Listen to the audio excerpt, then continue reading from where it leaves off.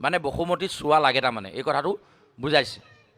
এতিয়া ডাঙৰ তত্ত্ব হ'ল এতিয়া আমি সেই চোৱা মানিম নে নামানিম কথাখিনি থাকে যে এই অসুচি যিটো মনোভাৱ মানে কি হৈছে চাওক, আমাৰ মনৰ মাজত কিছুমান ভ্ৰান্ত ধাৰণা পুৰণি দিনৰ পৰা আমাৰ মনত সাঁচ লৈ আছে, তাৰমানে লিখিত হৈ আছে, যিখিনি আজি তাৰিখত আমি মোহাৰিব পৰা নাই, আৰু সেই মোহাৰিব নোৱাৰাৰ কাৰণে নতুন কথা লিখিব পৰা নাই। এতিয়া কথাষাৰ এইকাৰণেই কোৱা হৈছে যে এই যিবোৰ কথা এই যি আহাৰ কাটৰ কথাটোৱে আমি কৈ লৈছোঁ বাৰু প্ৰথমেই, যে এতিয়া চাওক এই কথাখিনি একেবাৰে নুই কৰি দিব পৰাও নাযায়। কেলে? পৃথিৱী স্ত্ৰীলিংগ হয়নে নহয়? স্ত্ৰীলিংগ, আৰু পৃথিৱীক যেতিয়া বসুমতীক যেতিয়া পাতালৰ পৰা উদ্ধাৰ কৰি আনিছিলে, কোনে আনিছিলে? বৰাহ ৰূপেৰে ভগৱন্তই নিজে উদ্ধাৰ কৰি আনিছিলে, নহয় জানো? গতিকে বৰাহ ৰূপেৰে যেতিয়া ভগৱন্তই দন্তৰ আগত পৃথিৱীক উদ্ধাৰ কৰি আনিছিল পাতালৰ পৰা, তেতিয়া কিন্তু বসুমতী ৰজস্বলা আছিল বুলি শাস্ত্ৰই আমাক কৈছে, হয়নে নহয়? তেনেহ'লে বসুমতী ৰজস্বলা হোৱাটো হয়, মানে বসুমতীত চোৱা লাগে তাৰমানে এই কথাটো বুজাইছে। এতিয়া ডাঙৰ তত্ত্ব হ'ল এতিয়া আমি সেই চোৱা মানিম নে নামানিম, এইটো লৈ আমাৰ সমাজৰ বিভিন্ন ধৰণৰ মানুহৰ মাজত বিভিন্ন ধৰণৰ কথা আমি দেখিবলৈ পাওঁ।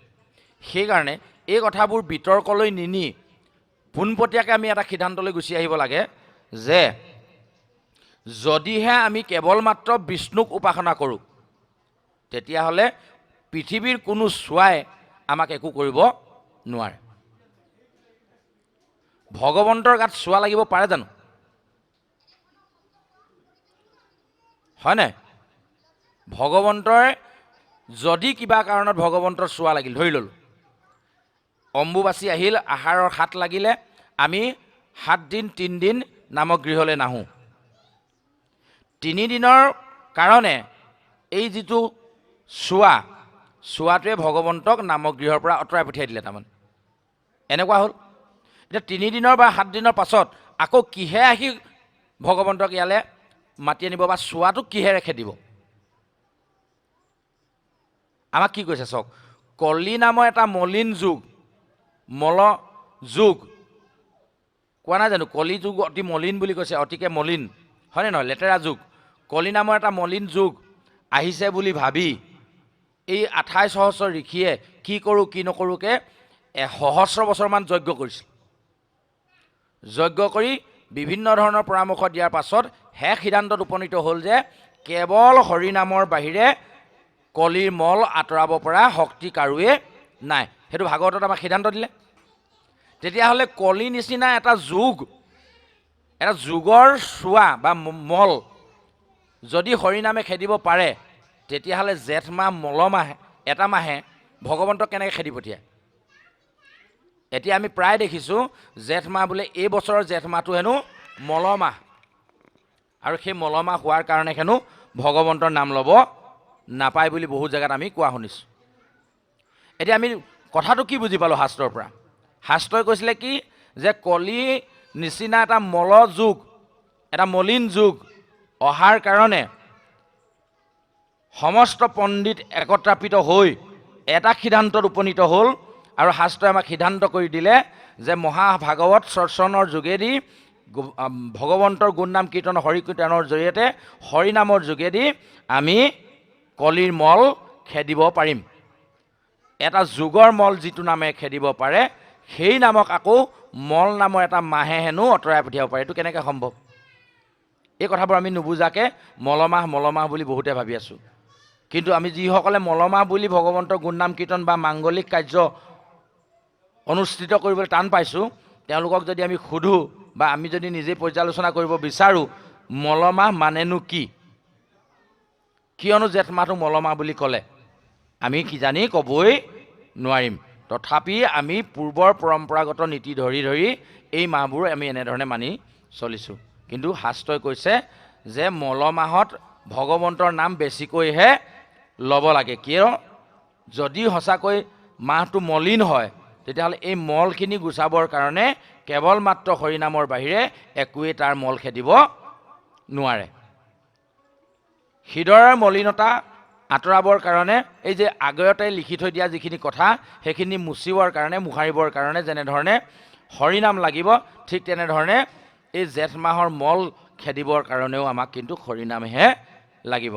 আমি হৰিনামৰ পৰা যদি বিৰত থাকোঁ তেতিয়াহ'লে তাৰ পৰা আমাৰ উপকাৰ নহ'ব। এতিয়া এটা কথাটো হৈ গ'ল, এই যিটো অম্বুবাচী মেলাৰ কথা আমাক কৈছে যে বহু লোকে এনেকৈ চৰ্চালেও আনে। আমি কৰজোৰে নিবেদন কৰিছোঁ, যিহেতু কথাখিনি সামাজিক মাধ্যমত প্ৰচাৰ হৈ গুচি যাব, তাত গৈ পিনি আকৌ আমাক সমালোচনা কৰা মানুহৰ সংখ্যা বহুত বেছি আছে, বহুত বিতৰ্কলৈ লৈ যায়। আমি কৰজোৰে প্ৰাৰ্থনা জনাইছোঁ যাতে এই কথাখিনি বিতৰ্কলৈ নিনিয়ে। আমি বিতৰ্ক কৰিবও খোজা নাই, আমি কাকো মানাও কৰিব বিচৰা নাই। শাস্ত্ৰত যিহেতু মানে ঋতুমতী হোৱাৰ কথা উল্লেখ আছে, পৃথিৱী ৰজস্বলা হোৱাৰ কথা লিখা আছে, তেতিয়াহ'লে পৃথিৱীৰ চোৱা লগাটো শাস্ত্ৰই নিজেই উল্লেখ কৰিছে। গতিকে এইটো আমি নহয় বুলি ক'বলৈ যোৱা নাই। এতিয়া কথা হ'ল কোনে মানে কোনে নেমানে তাক লৈ। এতিয়া ডাঙৰ কথাটো হৈ গ'ল কি, বহুতে কয় আমাৰ অসমতহে কেৱল সেই পৰম্পৰাটো আছে, বাহিৰত নাই। জগন্নাথ মন্দিৰ খোলা থাকে আৰু এনেকুৱা ধৰণৰ কি কয় এইটো বদৰিকাশ্ৰম, এনেকুৱাবিলাক আশ্ৰমবিলাক খোলা থাকে, কিন্তু আমাৰ নামগৃহভাগে বন্ধ হৈ থাকে। কিয়? একেই নহয় নেকি? যদি জগন্নাথ মন্দিৰত কোন আছে? ভগৱন্তই আছে। যদি সেই একেজন ভগৱন্ত আমাৰ নামগৃহতো আছে, আমাৰ নামগৃহ কিয় বন্ধ থাকে? এনেধৰণে কিছুমানে উপস্থাপন কৰে। আটাইতকৈ ডাঙৰ কথাটো আমি এনেকুৱা ভাবোঁ, আমি কিছুমান মানুহে যিসকল জ্যেষ্ঠ ব্যক্তিয়ে আলোচনা কৰিছে তেওঁলোকে তাৰ পৰা কিবা এটা উত্তৰ উলিয়াইছে, কিন্তু আমি একো বুজি নোপোৱাখিনিয়ে এনেকুৱাকৈ আমি সেই কথাটোত লাগি আছোঁ, যিখিনিয়ে শাস্ত্ৰই কোৱা একেবাৰে সৰু সৰু কথাকেইটাকে মানিব পৰা নাই, অথচ এই চোৱা মনা নমনাটোক লৈ বিতৰ্কত সোমাবলৈ যাওঁ। এইটো আমি কৰাটো অনুচিত বুলি আমি অনুভৱ কৰিছোঁ।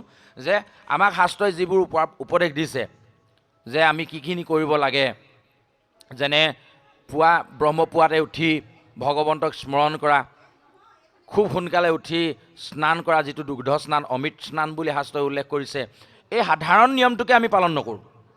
সাধাৰণভাৱে খুব সোনকালে উঠি ব্ৰহ্মপুৱাতে গা ধুবলৈকে আমি টান পাওঁ, আৰু সেই নিয়মটোকে আমি সদায় মানি চলিব নোৱাৰোঁ, অথচ আমি আকৌ আহাৰ হাতৰ চোৱাৰ সম্পৰ্কত মন্তব্য প্ৰকাশ কৰিবলৈ যাওঁ।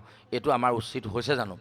গতিকে ইমান দূৰলৈ নগৈ, য'ত কেৱল মাত্ৰ ভগৱন্ত বিষ্ণুক উপাসনা কৰা হয়, আমি ভবাত তাত একো চোৱাই থাকিব নোৱাৰে, কোনো তাত ভেদভাৱ থাকিব নোৱাৰে। সেইকাৰণে ভগৱন্তৰ গুণনাম কীৰ্তনত কোনো নিয়ম নীতি বিধি বিধান একো নালাগে বুলি শাস্ত্ৰই আমাক কৈছে। গতিকে এইখিনি ননাকেও আমি ভগৱন্তক উপাসনা কৰিব পাৰোঁ। তথাপি আকৌ মই এনেকৈ কৈ থৈ যাওঁ যে যিহেতু আমি সামাজিকভাৱে দায়বদ্ধ, যদি কেনেবাকৈ আমি নামগৃহত সোমোৱাটোক লৈ সমাজখনে অসন্তুষ্টি প্ৰকাশ কৰে, তেতিয়াহ'লে এখন সমাজক নেওচা দি মই শুদ্ধটো বুজি পালোঁ বুলি নামগৃহলৈ অহাটোতো কিন্তু যুক্তিসংগত নহয়, কিয়নো আমি সমাজ পাতি বাস কৰা মানুহ। গতিকে আমি সামাজিকভাৱে যেনেধৰণে নীতি নিয়ম পালন কৰি আছোঁ, চব তেনেকেই থাকক। মাত্ৰ এটা কথা আমি পাহৰি যাব নালাগে, আমি হৃদয় মন্দিৰত ভগৱন্তৰ নাম কোনো কালে মোহাৰিবলৈ দিব নালাগে।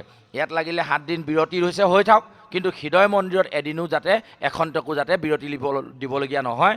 অখণ্ডিত অপ্ৰতিহতভাৱে অবিৰাম গতিত যাতে ভগৱন্তৰ নাম আমাৰ হৃদয়ত থাকে, তাৰ কাৰণে আমি ভগৱন্তৰ চৰণত প্ৰাৰ্থনা জনোৱাৰ লগে লগে আপোনাৰ হ'ব শ্ৰীচৰণটো সেৱা ধৰিছোঁ, যাতে অনাগত দিনত আমি এনেধৰণে আমি আমাৰ নিয়মখিনি মানি যাওঁ। এই কথাখিনিকে আমাৰ ভকত দুজনে আমাক ক'বলৈ কোৱা কথাখিনি ইয়াতে আগবঢ়াই আমি মূল পাঠ ধ্ৰুৱ চৰিত্ৰলৈ যাব বিচাৰিছোঁ।